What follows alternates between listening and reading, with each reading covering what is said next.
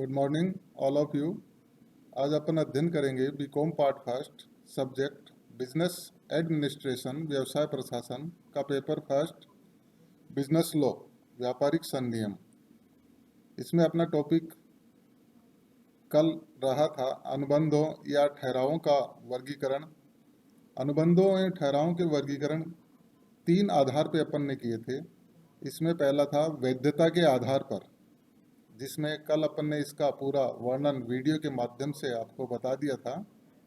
वैधता के आधार पर अनुबंधों को 6 प्रकार माने गए हैं। पहला वैध ठहराव, व्यर्थ ठहराव,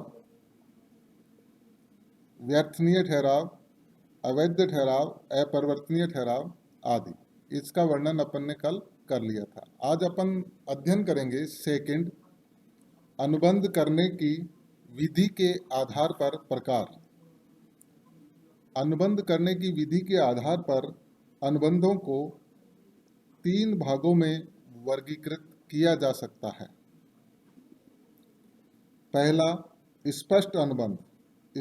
स्पष्ट अनुबंध से तात्पर्य ऐसे अनुबंध से है जिसमें पक्षकार प्रस्ताव, स्वीकृति एवं अनुबंधों की शर्तों को स्पष्ट रूप से लिखित या मौखिक शब्दों द्वारा प्रकट कर तय करते हैं। अर्थात स्पष्ट अनुबंध को दूसरे शब्दों में अपन इसका अर्थ बता सकते हैं कि स्पष्ट अनुबंध पक्षकारों द्वारा लिखित या मौखिक शब्दों द्वारा किया जाता है। ऐसे अनुबंधों में पक्षकार अनुबंध की शर्तों का स्पष्ट रूप से वर्णन करते हैं तथा इसमें पक्षकारों के अनुमान तथा संभावना का कोई स्थान नहीं होता है। पत्र लिखकर या आमने सामने या टेलीफोन पर मौखिक बातचीत के द्वारा भी स्पष्ट अनुबंध किया जा सकता है। स्पष्ट अनुबंध सदैव स्पष्ट होते हैं। आधुनिक व्यावसायिक युग में बैंक, बीमा, रेलवे कंपनियां, होटल, लॉन्ड्री आदि में प्रमापित मुद्रित अनुबंधों के प्रारूप को बहुतायत में उपयोग में लिया जाता है। जो भी व्यक्ति इन संस्थाओं के साथ अनुबंध करना चाहता है वह उस प्रारूप को भरकर हस्ताक्षर कर देता है। ऐसे अनुबंध प्रमापित प्रारूप वाले अनुबंध कहलाते हैं। ये भी स्पष्ट अनुबंध की कैटेगरी में माने जाते हैं। दूसरा प्रकार है गर्भित अनुबंध। जब किसी अनुबंध में प्रस्ताव या स्वीकृति शब्दों के अतिरिक्त किसी अन्य प्रकार से दी गई हो तो वह गर्भित अनुबंध कहलाता है। धारा 9 में ऐसा बताया गया है। ऐसा अनुबंध पक्षकारों के आचरण या कार्यों से उत्पन्न होता है। पक्षकारों के आचरण एवं उनके वातावरण की परिस्थितियों से ही ऐसे अनुबंधों की शर्तों को निश्चित किया जाता है। जैसे उदाहरण के रूप में ए एक कुली बी के सामान को उसकी अव्यक्त या मौन सहमति से रेलगाड़ी में उसकी सीट तक ले जाने का ठेका उठाता है। यहाँ उनके बीच गर्भित अनुबंध हो गया है। बी कुली को निर्धारित या उचित पारिश्रमिक देगा।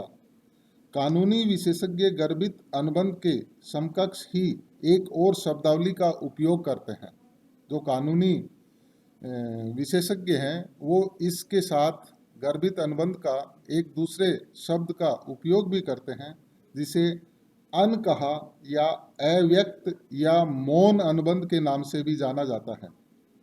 भारतीय अनुबंध अधिनियम के अंतर्गत अव्यक्त अनुबंध शब्दावली का उपयोग कहीं भी नहीं किया गया है। कुछ लोग इसे गर्भित अनुबंध से भिन्न मानते हैं, किंतु ऐसा नहीं है। वस्तुतः गर्भित अनुबंध तथा अव्यक्त अनुबंध समानार्थी शब्द ही हैं। अतः अव्यक्त अनुबंध वह अनुबंध है जो पक्षकारों के कार्यों या आचरण से ज्ञात किया जा सकता है या प्रकट होता है।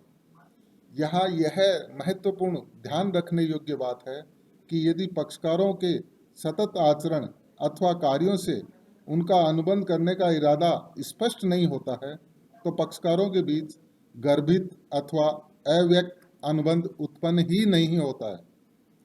गर्भित या अव्यक्त अनुबंध पक्षकारों द्वारा जानबूझकर स्वेच्छा से ही किया जाता है। तो ये दो प्रकार अपन ने स्पष्ट किए, स्पष्ट अनुबंध और दूसरा गर्भित अनुबंध। तीसरा इसका लास्ट प्रकार अर्ध अनुबंध। अर्ध अनुबंध वास्तविक अनुबंध नहीं है, क्योंकि यह अनुबंध पक्षकारों की स्वेच्छा या पक्षकारों द्वारा जानबूझकर नहीं किया जाता है, बल्कि कानून द्वारा पक्षकारों पर थोपा जाता है। इसके लिए पक्षकार न तो प्रस्ताव करते हैं और न ही स्वीकृति देते हैं। अर्थात दूसरे शब्दों में अपन स्पष्ट कर सकते हैं कि इसमें वैध अनुबंध के सभी लक्षण विद्यमान नहीं होते हैं। अतः अर्ध अनुबंध को कानून द्वारा नहीं, अर्थात अर्ध अनुबंध को कानून द्वारा गर्भित अनुबंध कहा जाता है। और दूसरे शब्दों में अपन ये कह सकते हैं कि यह अनुबंध पक्षकारों द्वारा नहीं किया जाता है, बल्कि पक्षकारों पर कानून द्वारा समता के सिद्धांत के आधार पर पक्षकारों पर थोपा जाता है। समता का सिद्धांत यह कहता है कि किसी भी व्यक्ति को दूसरे के खर्चे या दूसरे की क्षति पर धनी नहीं बनने दिया जाता है। तो ये तीन प्रकार हो गए अनुबंध करने की विधि के आधार पर: स्पष्ट अनुबंध, गर्भित अनुबंध एवं अर्ध अनुबंध। आगे अपन थोड़ा सा अंतर स्पष्ट कर लेते हैं गर्भित अनुबंध तथा अर्ध अनुबंध में। इनका अर्थ समझने के बाद अपन अंतर इस रूप में स्पष्ट कर सकते हैं। पहला अंतर, गर्भित अनुबंध की उत्पत्ति तब होती है जब पक्षकार जानबूझकर उसे करना चाहते हैं। अर्ध अनुबंध कानून द्वारा गर्भित अनुबंध की उत्पत्ति कानून के कारण होती है। जब कानून उचित समझता है तब पक्षकारों पर अर्ध अनुबंध थोप देता है। दूसरा अपन अंतर कर सकते हैं, गर्भित अनुबंध पक्षकारों के कार्यों या आचरण के आधार पर उत्पन्न होता है। दूसरी ओर अर्ध अनुबंध को समता के सिद्धांत के आधार पर निर्धारित किया एवं पक्षकारों पर थोपा जा सकता है। अब तीसरा आधार अपन लेते हैं निष्पादन के आधार पर। निष्पादन के आधार पर अनुबंधों का वर्गीकरण दो रूपों में किया जा सकता है। पहला, निष्पादित अनुबंध। जब अनुबंध के सभी पक्षकारों द्वारा अपने अनुबंध के अंतर्गत उत्पन्न दायित्वों को पूरा कर दिया जाता है तो वह निष्पादित अनुबंध कहलाता है। इस प्रकार के अनुबंध में किसी भी पक्षकार का एक दूसरे पक्षकार के विरुद्ध कोई भी अधिकार शेष नहीं रहता है। जैसे उदाहरण के द्वारा ए ने अपनी कार बी को बेचता है, ए कार बी को सुपुर्द कर देता है और बी उसकी कीमत ए को चुका देता है। तो ऐसी स्थिति में ऐसे अनुबंध को क्या कहेंगे अपन? निष्पादित अनुबंध, यानी अनुबंध पूरा हो गया है, निष्पादित हो गया है। ए ने अपनी कार सौंप दी बी को और बी ने बदले में उसकी कीमत चुका दी। दूसरा इसका प्रकार है निष्पादनीय अनुबंध। निष्पादनीय अनुबंध पहले से ही किया हुआ ऐसा अनुबंध है जिसमें सभी पक्षकारों को अपने अपने दायित्व पूरे करने शेष रहते हैं। दूसरे शब्दों में इसका अर्थ स्पष्ट किया जा सकता है कि निष्पादनीय अनुबंध वह अनुबंध है जिसके अंतर्गत पक्षकारों ने अपने अपने दायित्वों का अभी तक पालन नहीं किया है तथा अब उन्हें अपने दायित्वों का पालन करना है। यहाँ पर एक बात अपने को विशेष ध्यान रखनी है कि यदि अनुबंध में एक पक्षकार ने अपने दायित्वों को पूरा कर लिया हो जबकि दूसरे पक्षकार द्वारा अपने दायित्वों को पूरा करना शेष हो तो ऐसा अनुबंध अंशतः निष्पादित एवं अंशतः निष्पादनीय माना जाएगा।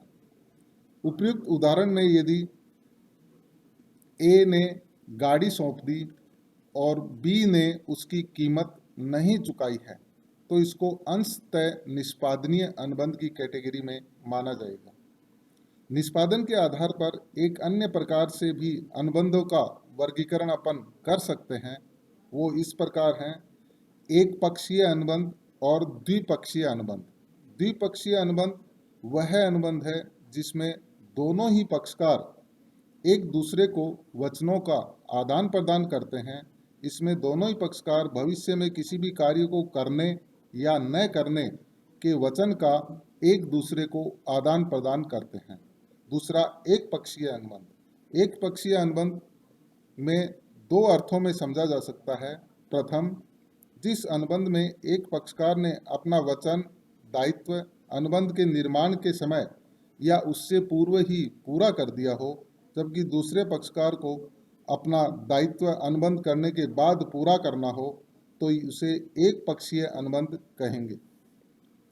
इस प्रकार इस स्थिति में केवल एक व्यक्ति प्रस्तावक तो दूसरे किसी भी पक्षकार के प्रति तो उत्तरदायित्व उत्पन्न कर लेता है, किंतु इसके इस वचन के बदले में कोई अन्य व्यक्ति या पक्षकार अपना उसके प्रति कोई दायित्व उत्पन्न नहीं करता है। तो ये निष्पादन के आधार पर अपने अनुबंधों का वर्गीकरण किया। इसके बाद अपन इस वर्गीकरण के चैप्टर में अपन कुछ महत्वपूर्ण प्रावधान या शब्दावली का भी अध्ययन सारांश के रूप में दोबारा रिपीट कर सकते हैं। जैसे पहला, स्पष्ट अनुबंध। स्पष्ट अनुबंध वह अनुबंध है जिसमें पक्षकार प्रस्ताव, स्वीकृति एवं अनुबंध की शर्तों को लिखित या मौखिक रूप से प्रकट करते हैं। दूसरा, गर्भित अनुबंध। वह अनुबंध है जो पक्षकारों के कार्यों या आचरण से प्रकट होता है, न कि उनके लिखित या मौखिक शब्दों से। तीसरा अपन स्पष्ट कर सकते हैं, अर्ध अनुबंध। अर्ध अनुबंध वह अनुबंध है जिससे पक्षकार वचनों का आपसी आदान प्रदान करके नहीं किया जाता है, बल्कि कानून द्वारा पक्षकारों पर थोपा जाता है। तीसरा, निष्पादित अनुबंध। वह अनुबंध है जिसके अधीन सभी पक्षकारों ने अपने अपने दायित्वों को पूरा कर लिया है। निष्पादित अनुबंध वह अनुबंध है जिसके अधीन पक्षकारों को अपने दायित्वों को पूरा करना बाकी है।